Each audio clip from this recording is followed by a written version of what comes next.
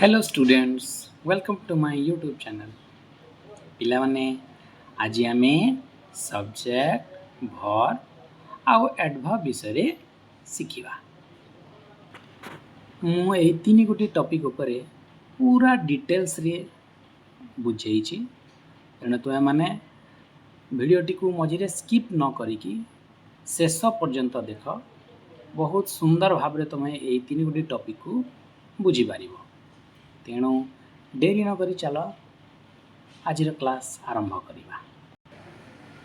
प्रथमे जानिबा verb verb कौन verb is a word that expresses an actions occurrence or a state of being verb हेउची एमिति एक शब्द जहाँकि कोनोसी कार्य कोनोसी घटना को सूचाउथिबो किंबा से घटनाटी केतेबेले होउची ताहाकू सूचाउथिबो सही प्रकार शब्द को आमे वर्ब बोली कहिबा।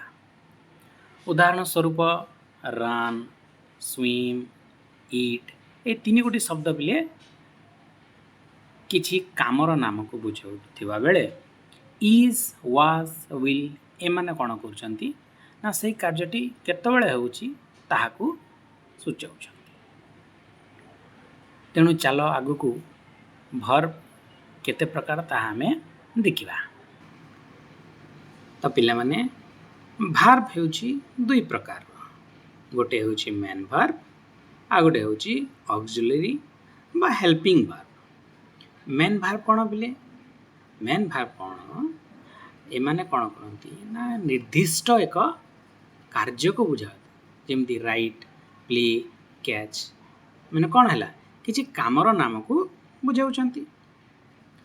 तो जो वर्ब एक निर्दिष्ट कामर नाम को बुझाए ताहा मेन वर्ब एवं ऑक्सिलरी वर्ब बा हेल्पिंग वर्ब कोन एई वर्ब माने मेन वर्ब को लिखिला बेले सहाय्य करि थांती। तो एमान को ऑक्सिलरी वर्ब बा हेल्पिंग वर्ब बोली कहा जाए।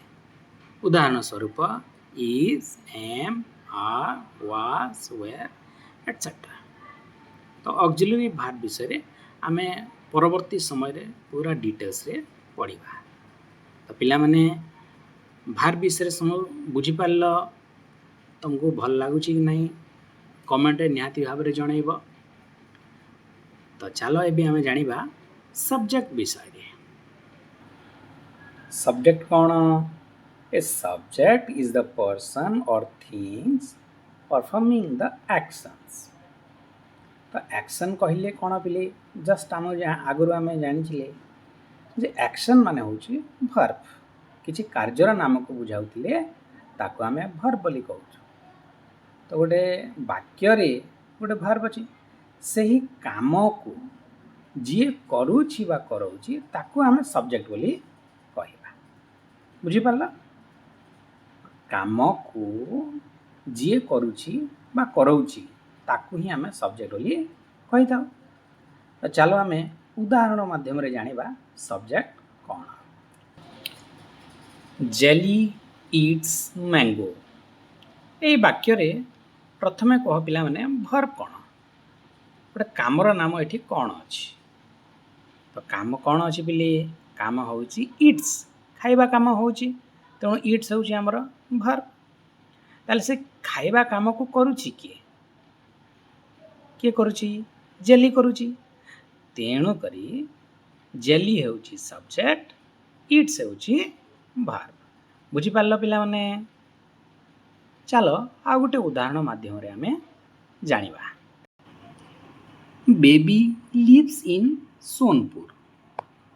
अच्छा कह पिले एटी वर्ब कोन अछि ओ काम होउची एटी लिव्स रहिबा काम होउची ताले से रहिबा कामटा किए करूची किए लिव करूची बेबी लिव करूची तेणु बेबी होउची सब्जेक्ट एवं लिव होउची वर्ब। बुझी पारलो पिला माने ठीक अछि। चलो एबे हमें जानिबा एडवर्ब विषय रे। एडवर्ब कोन बिले the words that modify or provide more information about verbs are called adverbs माने जो शब्द भार्ब विषय किसी एक्स्ट्रा इनफॉरमेशन दउची बा भार्ब को किसी परिवर्तन करूची ताकू आमे एडवर्ब बोली कही थाउ। ठीक अछि, चलो आमे उदाहरण माध्यम रे बुझिबा। देख गोटे वाक्य अछि, रोहित ड्रॉज पिक्चर्स ब्यूटीफुली। अच्छा पिले एडी को काम होउची, वर्ब कोन हमर ड्रॉ ड्रॉ करिवा कामटी होउची, तेणु ड्रॉ होउची एटी वर्ब। रोहित केमिति ड्रॉ करूची बा से ड्रॉ विषय रे कोन एक्स्ट्रा इनफॉरमेशन दिया हेची ए वाक्य रे, ब्यूटीफुली। केमिति ड्रॉ करा हेची, ब्यूटीफुली ड्रॉ करा हेची। ताहले ब्यूटीफुली शब्दटी कोन करूची, वर्ब विषय रे एक्स्ट्रा इनफॉरमेशन दउची, तेणु करी ब्यूटीफुली हेउची वर्ब ई सॉरी एडवर्ब, जेहेतु से वर्ब विषय रे किछि एक्स्ट्रा इनफॉरमेशन हमकु दउची। चलो आ गोटे उदाहरण माध्यम रे ताकू आमे बुझिबा। Tiger runs very fast. अच्छा पिला माने मते कुह ए वाक्य रे वर्ब कोन अछि, काम कोन होउची, रन दौड़ीबा काम होउची। ताकू से दौड़ीबा कामटा के करूची, टाइगर। तेणु जे काम करछि से तो हेगला सब्जेक्ट, ता विषय ऑलरेडी आमे जानि सारी छे। तो वर्ब कोन, रन्स। दौड़ीबा ए वर्ब विषय रे कोन एक्स्ट्रा इनफॉरमेशन एही वाक्य रे दिया हेछि। कोन दिया हेछि पिले, केमिति से दौड़ुची, वेरी फास्ट। केमिति दौड़ुची, वेरी फास्ट। तेणु वेरी फास्ट होउची हमर एडवर्ब, जेहेतु यह हमको वर्ब विषय रे एक्स्ट्रा इनफॉरमेशन दउची बा वर्ब को मॉडिफाई करूची। ताहले पिला माने तुमे वर्ब, सब्जेक्ट एवं एडवर्ब विषय रे भल से बुझी गला। वीडियोटी केमती लागला निहाती भाबरे तुमे कमेंट रे मते जणाइबो। एवं तुम मानकु जदि वीडियोटी भल लागिला, तुम माने जदि इंग्राजी रे सबु जिनस उपरे भल भाबरे जानिया पई चाहुच, ताहले तुमे मोर वीडियो चैनल, मोर ए यूट्यूब चैनल को सब्सक्राइब कर एवं निजर फ्रेंड्स मानक सहित शेयर कर, जहा फल रे मु तुम मानक पाखकु एमिति सबु ग्रामाटिकल टॉपिक उपरे डिटेल्स रे तुम पाखकु पहुंची पारिबी। Thank you.